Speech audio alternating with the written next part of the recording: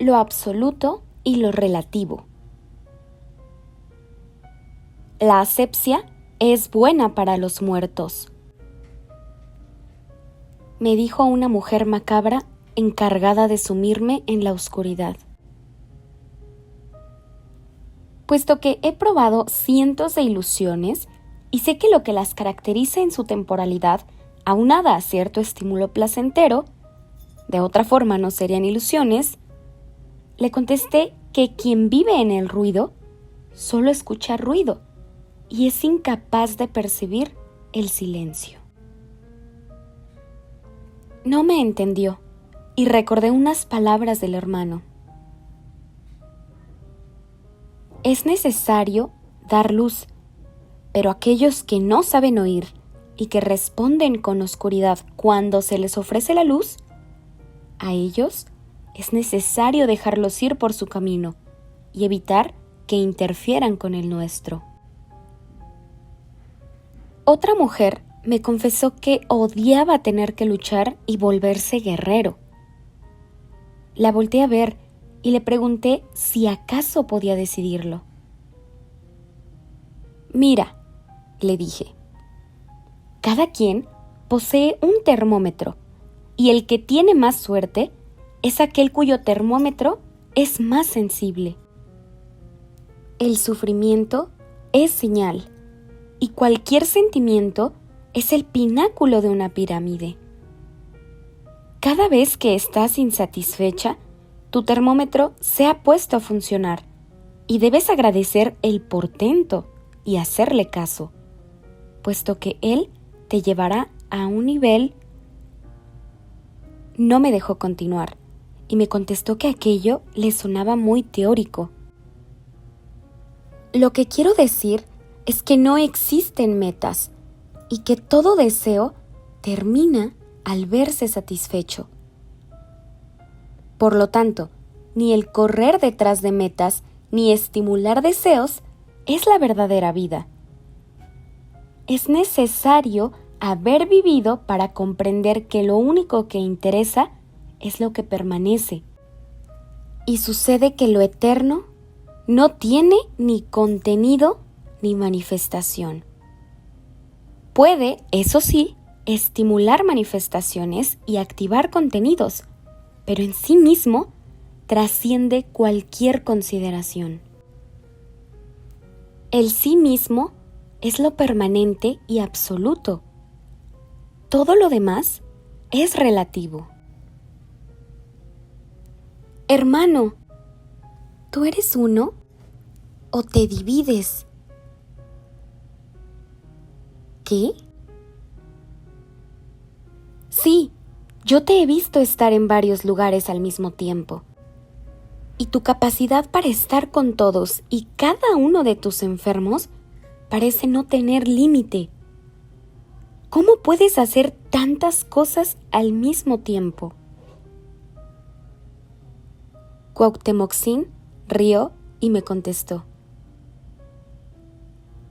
Donde yo estoy, no existe ni tiempo ni espacio. Estoy en todos lados al mismo tiempo, puesto que no existen ni lugares ni tiempo.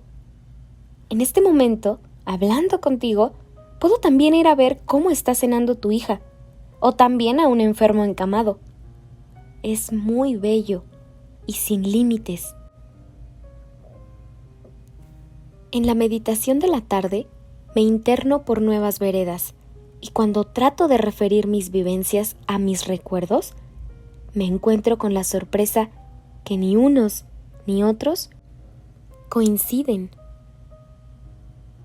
Tal es el infinito que no encuentro pasado que pueda explicarme el presente, y sé que al intentar comparar me sumerjo en lo que me fue dado sin mi conocimiento.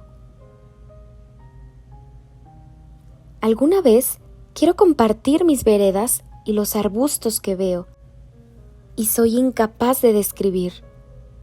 Tal es mi condición que lo humano se me va de la mano por no reconocerlo. La luz es el sentimiento de sí mismo y a pesar de que lo relativo lo conozco como trampa, todavía en cuerpo habito. ¿Quién como tú, que tales remordimientos ha trascendido? Dios, quiero confesarte que todavía me siento... La bondad es el único paradigma. El 15 de septiembre vi junto con Pachita una pelea de Mohamed Ali. Pachita le prendió una veladora y le dio luz. No me gusta que le peguen, dijo desde el primer round. ¿Tú crees? Le pregunté mientras veíamos la pelea. ¿Tú crees que en cierto nivel tú y el hermano son el mismo ser? Yo no sé, me contestó. Lo que quisiera saber es a dónde me voy mientras él viene.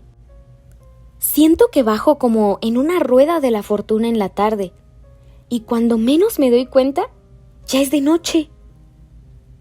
Mientras mi cuerpo opera y hace 1000 maravillas, yo ni me entero. ¿A dónde me voy? Debe ser algo relacionado con el tiempo, le dije con inseguridad. Nuestra conciencia cree vivir en el tiempo, cuando en realidad el presente es atemporal. Entre 2 instantes de conciencia, el tiempo no existe para ti. Obviamente, eso no explicaba nada. Me dieron ganas de contarle mis ideas acerca de la interacción de campos energéticos y su conexión con el hermano. Pero me di cuenta que tampoco podía explicar lo que realmente sucedía. La conciencia es una entidad, pensé más tarde, y viaja y aparece y desaparece, y se conecta y se desconecta, y quién sabe. En todo está lo absoluto, y su percepción solamente depende del nivel de conciencia del que ve. Cualquier objeto, por ejemplo, es la resultante de un proceso tan complejo que el solo pensar lo que implica produce la admiración más grande. Cuando vemos una piedra, lo que realmente percibimos es nuestra propia actividad neuronal. Lo que observa esta actividad es el ser. De esta forma, aún en la percepción más concreta, está involucrado el absoluto. Me río cuando alguien olvida lo anterior y considera que estamos en caída por el solo hecho de vivir entre preceptos. Lo único que verdaderamente funciona es el ser. Todo lo demás es temporal y por tanto dependiente del observador. Por supuesto que existen quienes logran mantener una ilusión el tiempo suficiente como para invocar a otros en su mantenimiento. Cuidado con tales entidades oscuras, encarnadas o desencarnadas. A lo único que llevan es a la muerte. El ser humano tiende a utilizar unidades de análisis y construye a partir de ellas en mundos conceptuales. Cuando tiene la pésima suerte de manejar como unidades elementales lo que son en realidad resultantes finales, la perspectiva que le espera es el aburrimiento sofocante y total de una noche de hastío en el reflejo de otra noche de hastío. Digamos lo que la Biblia dice al respecto. La sabiduría clama en las calles, alza su voz en las plazas, clama en los principales lugares de reunión, en las entradas de las puertas de la ciudad dice sus razones. ¿Hasta cuándo, oh simples, amaréis la simpleza? ¿Y los burladores desearán el burlar? ¿Y los insensatos aborrecerán la ciencia? Volvemos a mi represión. He aquí, yo derramaré mi espíritu sobre vosotros, y os haré saber mis palabras. Por cuanto llamé, y no quisisteis oír, extendí mi mano, y no hubo quien entendiese, sino que desechasteis todo consejo mío, y mi represión no quisisteis. También yo me reiré en vuestra calamidad, y me burlaré cuando os viniere lo que teméis. Cuando viniere como una destrucción lo que teméis, y vuestra calamidad llegare como torbellino. Cuando sobre vosotros viniere tribulación y angustia, entonces me llamarán, y no responderé. Me buscarán de mañana, y no me hallarán. Por cuando aborrecieron la sabiduría, no escogieron el temor de Jehová, ni quisieron mi consejo, menospreciaron toda represión mía. Comerás del fruto de su camino. Serán hastiados de sus propios consejos, porque el desvío de los ignorantes los matará. La prosperidad de los necios los echará a perder, mas el que me oyere habitará confiadamente, vivirá tranquilo, sin temor del mal. El temor de Jehová es el ruido para quien conoce y habita en el silencio. Jehová es el ser, el absoluto, el sí mismo, la alejada y trascendida de todo lo relativo, conciencia de sí misma. Si solo recordáramos que detrás de cualquier decisión está quien puede ver todas las alternativas. El corazón. Llegué tarde, agotado y hambriento a la casa de Pachita. En la mañana me había mudado de casa y me sentía triste. A medida que se crece, los lugares adquieren importancia y quizás en la vejez un cambio de casa resulte peligroso. Pensé mientras tocaba la reja amarilla de la casa de Pachita. Es cierto que el verdadero desarrollo es el aprendizaje de la exteriorización sin que esto signifique un abandono o una falta de acceso al mundo interno. La conciencia se pone en contacto con el mundo, expandiendo su radio de acción.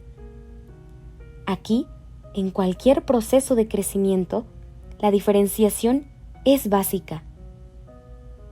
Sin ella, lo que acontece es la locura y con ella el discernimiento. El problema es que no se encuentran guías, sino hasta que se han pasado las suficientes pruebas como para fortalecer la propia identidad.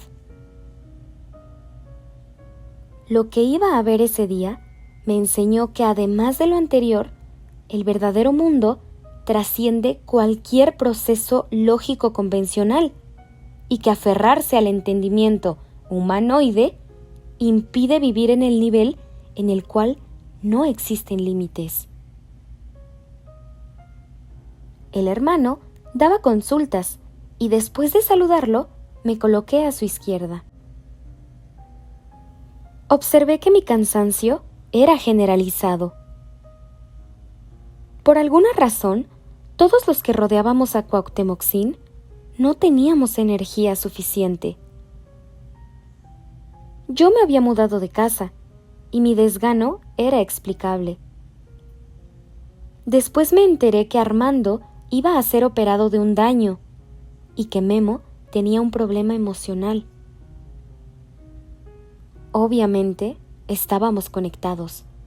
Y si bien cada uno por diferentes razones, en todos algo impedía estar suficientemente fuertes. La única excepción era el hermano. Él parecía no tener límites, y a pesar de que había atendido a 65 pacientes, al terminar las consultas estaba fresco e inspirado. Dentro de poco, me dijo con voz suave, todos los signos serán reunidos en Orión. ¿Los signos? Sí, lo que ustedes llaman signos zodiacales. Cada uno, continuó, representa una diferente parte del cuerpo, y los que asistan al acontecimiento aprenderán el significado de las relaciones entre las estrellas y lo orgánico. ¿Se reunirán diferentes seres?, pregunté. No son seres, sino galaxias. Pero desde la ciudad no podrá verse. Aquí hay demasiado humo. Sería magnífico que 100 o 200 hombres asistieran, pero sé que casi no existe quien esté en armonía con la naturaleza. Solo 2 o 3 son capaces de reconocer los patrones y entender el movimiento de la naturaleza. Solo en armonía se podrá entender y vivir lo que sucederá. En San José del Pacífico, yo había vivido esa armonía. Es el diálogo con el mundo, pensé en ese momento. En su nivel más directo es el conocimiento de la razón de los movimientos de las nubes, de las lluvias, de los vientos, del crecimiento de las plantas, de los cambios de iluminación del sol y del canto de los pájaros.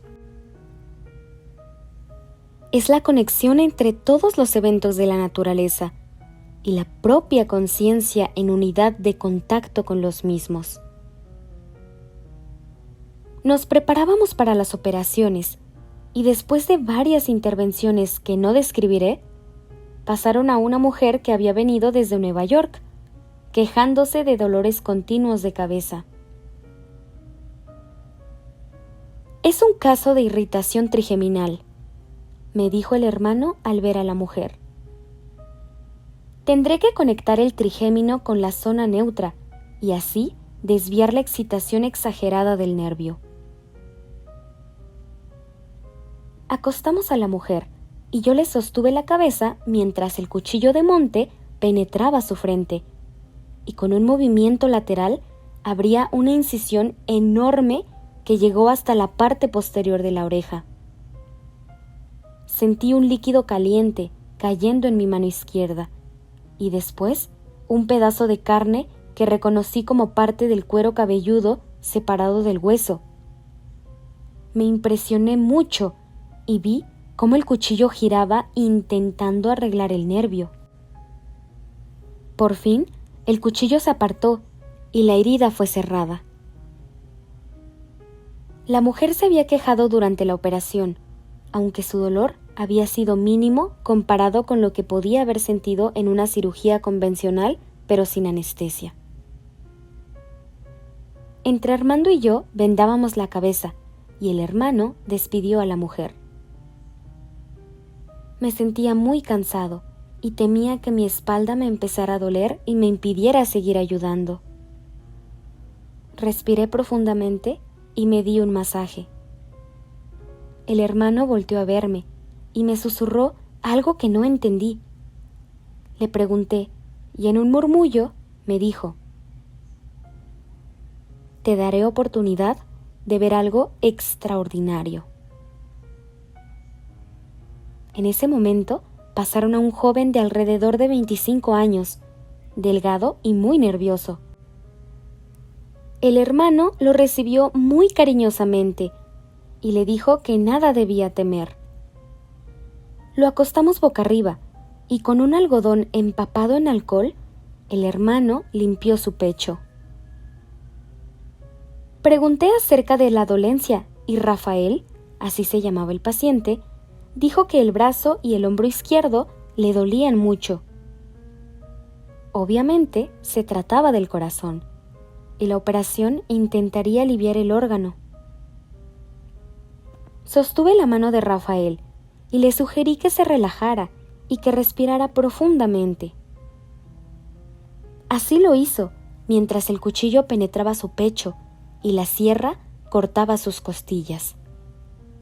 Estaba muy oscuro y no alcanzaba a ver con claridad cuando el hermano me pidió que prendiera mi lámpara de mano. Alumbré el pecho y me quedé sin respiración. Sobre la piel de Rafael palpitaba libre y claramente el corazón. Ahora fíjate bien, me dijo el hermano. Vi cómo el cuchillo de monte se introducía al corazón y literalmente lo partía en dos. No es posible, me dije repetidas veces. Alumbré la cara de Rafael y mi sorpresa no tuvo límites. Mientras su corazón era partido en dos, el muchacho sonreía y permanecía con sus ojos abiertos. ¿En dónde estás?, le pregunté a Rafael. ¿En dónde estás? Me miró y se rió por toda contestación. Volté a ver el pecho y el corazón seguía allí, insertado por un cuchillo y latiendo. De pronto, aquella masa palpitante empezó a penetrar el pecho y en un santiamén se colocó en su posición original y la herida se cerró rápidamente, elegante y plácidamente frente a mis desorbitados ojos. Le volví a preguntar a Rafael, ¿en dónde estabas? De nuevo pregunté y no me dijo más. Dios mío, Dios mío, Dios mío, repetí en voz alta mirando al hermano, a Rafael y luego a Armando. El hermano volteó en mi dirección y luego llamó a Armando. Le susurró algo en el oído y creí que se refería a mi reacción. Alcancé a oír que le decía que yo no era como ellos. Al final de la sesión, le pregunté a Armando lo que Cuauhtémoc le había dicho. Me dijo que aún no dejas tus investiduras humanas y que todavía estás tratando de entender lo que sucede usando una lógica restringida. Era cierto. A pesar de haber visto tantos milagros, me había asombrado y había intentado entender esa operación utilizando nociones convencionales. No entendía la supervivencia de Rafael y me pareció lógico que Cuauhtémoc se extrañara de mi falta de fe. Sin embargo, de algo me había percatado. Trascendiendo mis dudas, había pensado que Rafael estaba fuera de su cuerpo durante la operación y había supuesto que todos los operados también se salían de sus cuerpos durante las intervenciones. No era posible entender la ausencia de dolor y la supervivencia y mantenimiento de la conciencia de otra manera. Al terminar la sesión, el hermano mencionó algo muy extraño. He desobedecido a mi padre, dijo muy serio. ¿Cómo lo has desobedecido?, pregunté asombrado. Mi padre da la orden de que alguien desencarne, que abandone su vida, y ese alguien viene a buscarme, y yo lo opero porque me duele ver su sufrimiento. Eso he hecho, mi cariñoso, y así he desobedecido. Antes de despedirme, Armando me dijo que comprendía mi asombro, pero que eso, la operación del corazón, era una nimiedad comparada con lo que sucedía antes, cuando se trabajaba en el campo. Ojalá hubieras estado con nosotros, me dijo. ¿Pachita? Parecía un tigre. Brincaba y corría y se agazapaba. Y de pronto parecía volar como un águila. Era una delicia verla y sé que te hubiera encantado ser testigo de eso.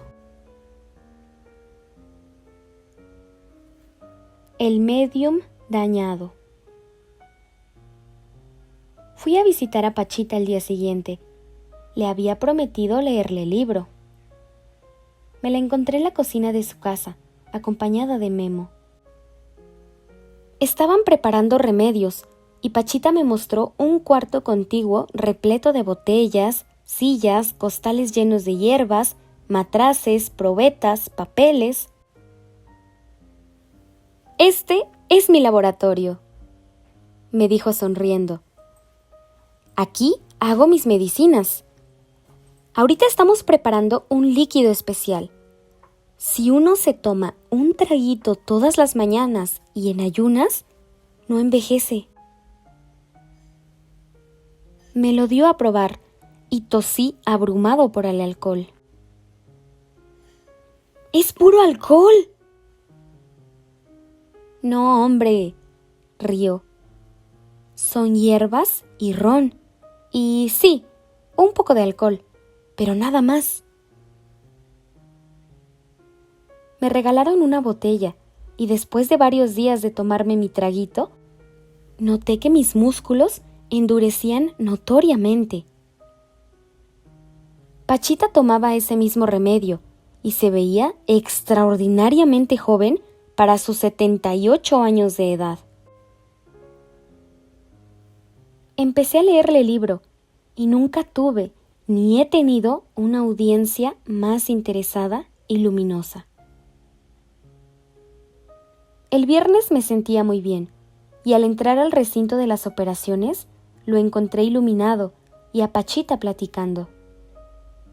Era temprano y el hermano todavía no venía.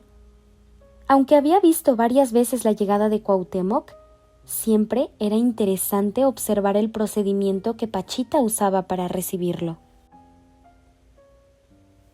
Armando me dijo al finalizar esa sesión que las entidades utilizaban 10% del cerebro de los médiums porque usar más destruiría la masa encefálica. Era como si una organización energética se apoderara de los axones, dendritas y neuronas del cerebro, activando patrones neuronales específicos y controlando campos energéticos neuronales. Pachita pidió la túnica de Cuauhtémoc, se la colocó y se sentó en una silla frente al altar. Cerró los ojos y empezó a recitar una serie de oraciones. Bostezó varias veces y después tembló otras tantas. Por fin levantó su brazo derecho y nos saludó. En nombre de mi Padre, yo os saludo. Por alguna razón, recordé que cuando vivía en Nueva York, en 2 ocasiones, yo había penetrado en un remolino gigantesco, y al sentir que mi cuerpo empezaba a girar siguiendo las curvas de aquel, había parado el proceso asustado por el misterio. En ese momento, me pareció probable que la llegada de Cuauhtémoc implicaba sensaciones similares para Pachita. A la mitad de las consultas, me empecé a sentir muy mareado. Era como si una energía desorganizada e intensa estuviese interactuando con mi cerebro, sacándolo de equilibrio.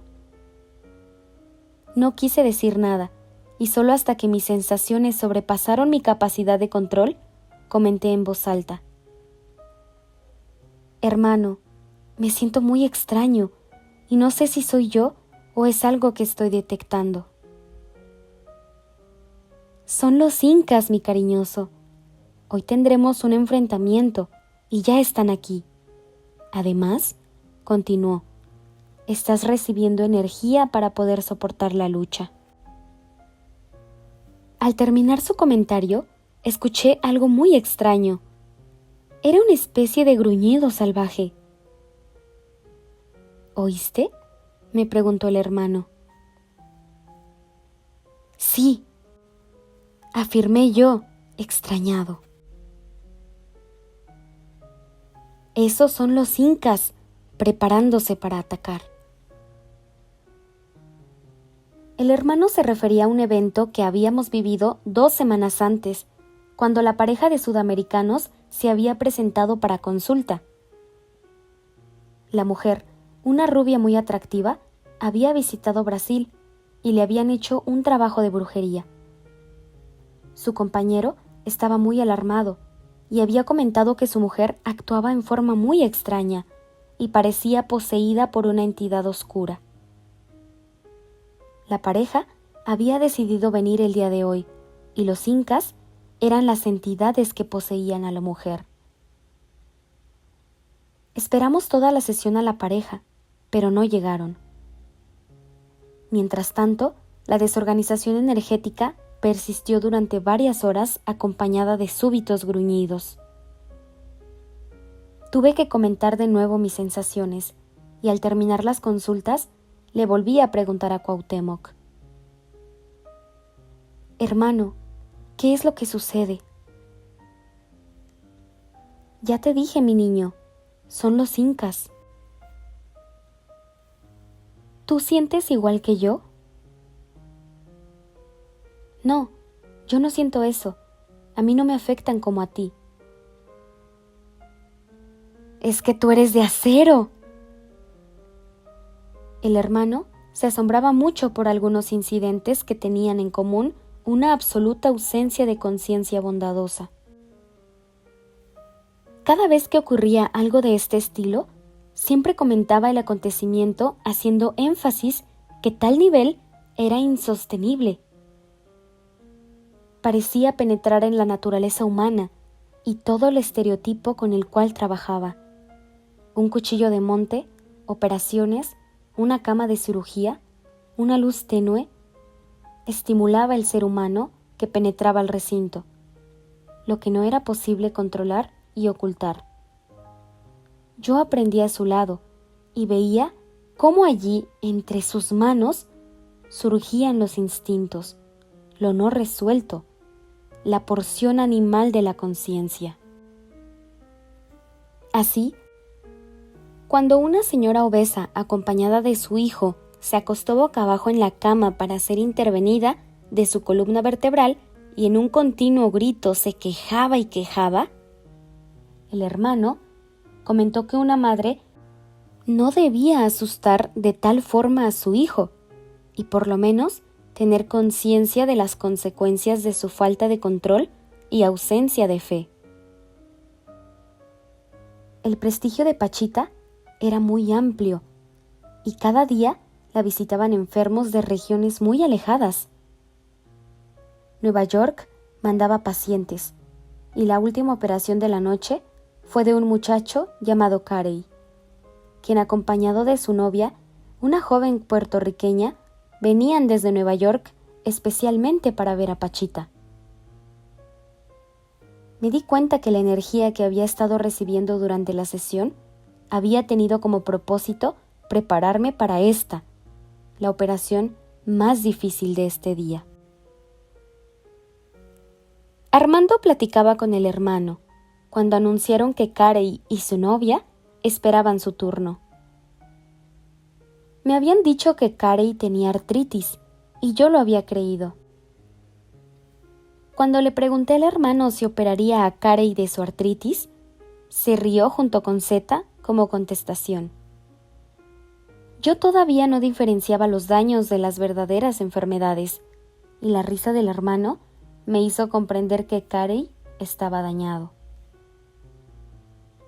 Cuando penetró al recinto con su novia, noté que esta última despedía vibraciones extremadamente sensuales. Su cuerpo era el de una felina y una bolsa negra que cargaba descuidadamente y que mantenía colgada en la posición de sus genitales, la hacían aparecer como desnuda e incitante seductora. Ambos venían vestidos de blanco, y eso resaltaba aún más el efecto que he descrito. El hermano hizo sentar a Carey en la orilla de la cama y lo miró fijamente. Después, se frotó las palmas de sus manos y con un movimiento rápido y en dirección a Carey, le lanzó luz mientras decía: «Te ordeno que te presentes, te exijo que aparezcas, y si es voluntad de mi Padre, que lo tomes por completo, y si no, que salgas de su cuerpo». Carey, mientras tanto, empezó a oscilar su cabeza y de pronto a tartamudear. De su boca salían sonidos extraños, similares a los de algún dialecto indio. Las palabras de Carey estimularon aún más al hermano. «Esa no es la forma de tomar un cuerpo. Toma luz y déjalo. Te lo ordeno. Recibe mi luz y cambia. Aléjate de él y déjalo en paz». En ese instante sentí que Carey se iba a desmayar. Oscilaba y cabeceaba y tartamudeaba y sus piernas empezaron a temblar. Su novia, mientras tanto, respiraba profundamente y se quejaba. El hermano volvió a frotarse las palmas y a dar luz. «Sal de este cuerpo, te lo ordeno por última vez». No fue suficiente y Candelaria empezó a lanzar bálsamo sobre nuestras cabezas y prácticamente empapó a Carey y a su novia. Por fin el hermano dio la orden de hacer una cadena de protección y todos excepto Armando nos tomamos de las manos. El daño estaba localizado en las rodillas de Carey. Este era maestro de karate y siempre se había quejado de dolores muy intensos en sus piernas. El hermano tomó el cuchillo de monte y abrió la rodilla derecha mientras Carey gemía de dolor y su novia lanzaba exclamaciones nerviosas. Sentí que debía salirme de la cadena y tomar las manos de Carey, pero no pude. Le dije que tomara mi brazo y lo apretó fuertemente. La operación seguía y los gemidos del muchacho indicaban un dolor intensísimo. Candelaria nos lanzaba bálsamo y el cuchillo penetró la rodilla izquierda. Yo me sentía muy energetizado y recordé que después de las consultas le había preguntado al hermano: ¿en qué forma te ayudo? Cuauhtémoc me había preguntado si alguna vez yo había visto un mar encrespado. Al responderle afirmativamente, me había dicho que la energía que daba durante las operaciones era como una ola gigantesca de un mar. Seguramente el hermano detectó mi nivel energético porque súbitamente me llamó y me pidió que sacara los daños. Me aparté de la cadena y le pedí a la gente que me había tomado de las manos que las apoyara contra la pared, para que esta última sirviera de continuidad protectora. Llevé mi mano derecha a la rodilla izquierda de Carey, y junto a la punta del cuchillo sentí una especie de huesecillo alargado y terminado en punta. Lo tomé entre mis dedos y traté de extraerlo. No pude al primer intento y me enojé. Empecé a gritarle a aquel hueso y con un esfuerzo tremendo lo saqué de la rodilla. Armando se acercó con un papel negro y coloqué el daño en el interior del mismo. Ahora me acerqué a la otra rodilla y volví a sentir un huesecillo similar al otro, y al momento de palparlo se apartó de mis dedos. Parecía vivo y el hermano introdujo el cuchillo de nueva cuenta y volví a sentir la punta del hueso. Otra vez me enojé y le grité, y con un tirón tremendo lo saqué de su lugar. Carey respiró profundamente y cesaron sus gemidos. Armando vendó las dos rodillas y yo acaricié la frente de Carey intentando tranquilizarlo. Cuauhtémoc se dirigió a la novia del dañado y le dijo que si ella quería podía curarla de su pulmón.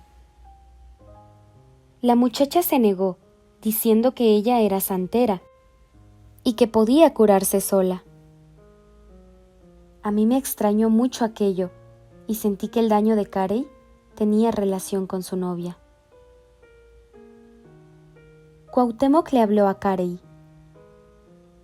Tú eres un buen hombre y además eres un médium.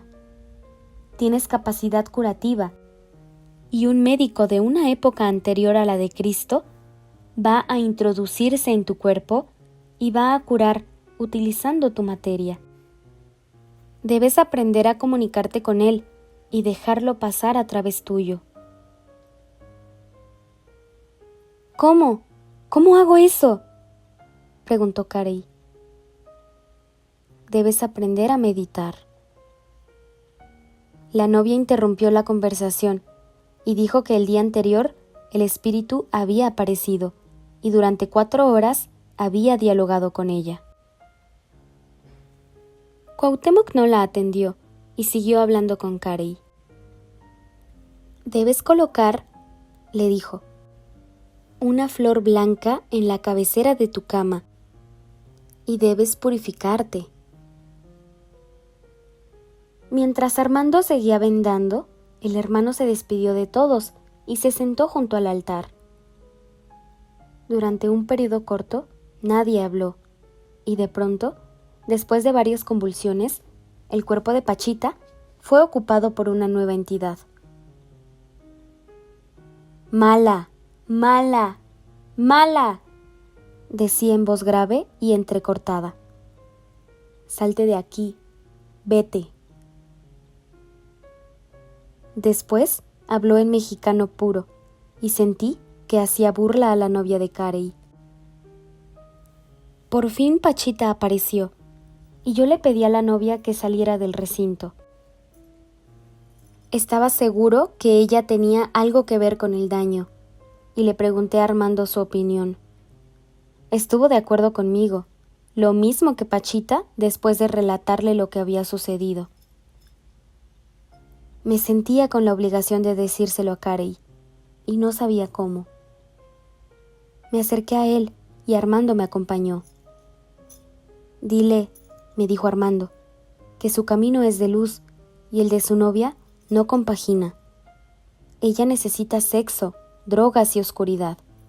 Él, en cambio, será ocupado por una entidad de luz, la que utilizará el 10% de su cerebro y le enseñará a curar». Carey no lo podía creer y me enseñó un collar que su novia le había regalado especialmente para aquella ocasión. Lo tomé y por poco pierdo el conocimiento. Se lo pasé a Armando y él sintió lo mismo. «Este collar está trabajado», dijo con firmeza.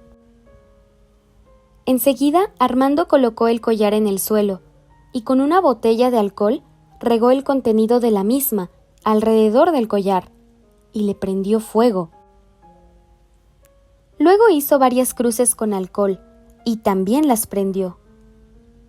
Por último, bañó el collar con bálsamo y me lo dio. Las vibraciones negativas habían desaparecido. «Dile», me dijo Armando, «que se lo regrese a su novia y que no le diga nada de lo que comentamos acerca de ella, a riesgo de que si hace lo contrario, morirá». Carey me mostró otro objeto y me pidió mi opinión acerca de sus vibraciones. «Está muy bien», le dije con seguridad. «Ese me lo dio mi maestro de karate. Él me quiere enseñar a meditar y es un magnífico ser espiritual». «¿Cómo sientes la diferencia de vibraciones?», me preguntó enseguida. «No lo sé», contesté. «Simplemente la siento». Despedimos a Carey y le sugerimos no dormirse, sino hasta después de las 12 de la noche. A la mañana siguiente, Carey me habló por teléfono a mi casa. «¿Sabes?», me dijo, Me estoy dando cuenta que mi novia tiene algo muy negativo, pero la quiero tanto que la estoy convenciendo de ser operada por el hermano. Ojalá y logres convencerla, le contesté. Eso solucionaría el problema y así no tendrían que separarse. Gracias por todo, se despidió. Y te juro que cuando venga el médico y yo aprenda a curar, haré algo por ti. Muchísimas gracias por quedarte a escuchar esta 13ª parte de este extraordinario libro. Te mando un abrazo con mucho cariño. Nos vemos.